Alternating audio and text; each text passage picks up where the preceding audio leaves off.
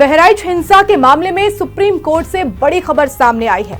Supreme court ने bulldozer action पर रोक लगा दी है और इस मामले में अब अगली सुनवाई बुधवार को होगी। आइए जानते हैं कि कोर्ट ने क्या कहा और इससे क्या असर पड़ा है। बहराइच में हुई सांप्रदायिक हिंसा के मामले में मंगलवार को सुप्रीम कोर्ट में सुनवाई हुई। यह मामला तब तूल पकड़ा जब आरोपियों की संपत्तियों पर बुलडोजर चलाने का आदेश जारी किया गया था। इस आदेश को चुनौती दी गई, जिसके बाद सुप्रीम कोर्ट ने इस मामले में अगली सुनवाई तक बुलडोजर एक्शन पर रोक लगा दी। सुप्रीम कोर्ट की जस्टिस गवई और जस्टिस विश्वनाथन की बेंच ने यह फैसला सुनाया। अदालत ने साफ कहा कि अगले आदेश तक उत्तर प्रदेश सरकार किसी भी आरोपी की संपत्ति पर कार्रवाई नहीं कर सकती।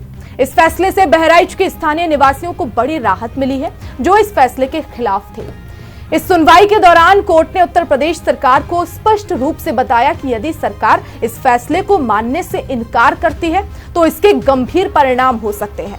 कोर्ट ने कहा कि सरकार को इस फैसले का पालन करना होगा और अगर सरकार इसे नजरअंदाज करती है तो वह जोखिम उठा रही है।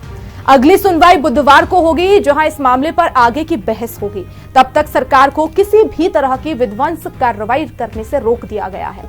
कोर्ट ने यह भी कहा कि अब इस मामले को संवेदनशीलता से देखा जाएगा और किसी भी पक्ष के अधिकारों का उल्लंघन नहीं होना चाहिए। इस पूरे मामले की शुरुआत तब हुई जब बहराइच जिले के एक गांव में धार्मिक जुलूस के दौरान बजाए जा रहे संगीत को लेकर सांप्रदायिक हिंसा भड़क उठी। इस घटना के बाद पीडब्ल्यूडी ने हिंसा में शामिल होने के आरोप में 3 लोगों को उनकी संपत्ति ध्वस्त करने के नोटिस जारी किए थे। आरोपियों को यह नोटिस 17 अक्टूबर को जारी किया गया था और 18 अक्टूबर की शाम को उनके घर पर चिपकाए गए। इस नोटिस में 3 दिनों के भीतर विध्वंस की बात कही गई थी। मंगलवार को सुप्रीम कोर्ट में याचिकाकर्ता के अधिवक्ता ने तर्क दिया कि यह नोटिस गलत तरीके से जारी किया गया था और इसमें न्यायिक प्रक्रिया का उल्लंघन हुआ है।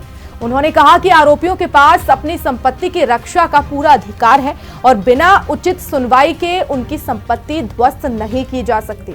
याचिकाकर्ता के वकील ने कोर्ट में बताया कि आरोपियों के परिवार के एक सदस्य ने आत्मसमर्पण कर दिया है और इसके बावजूद उनके घर पर नोटिस चिपकाए गए थे।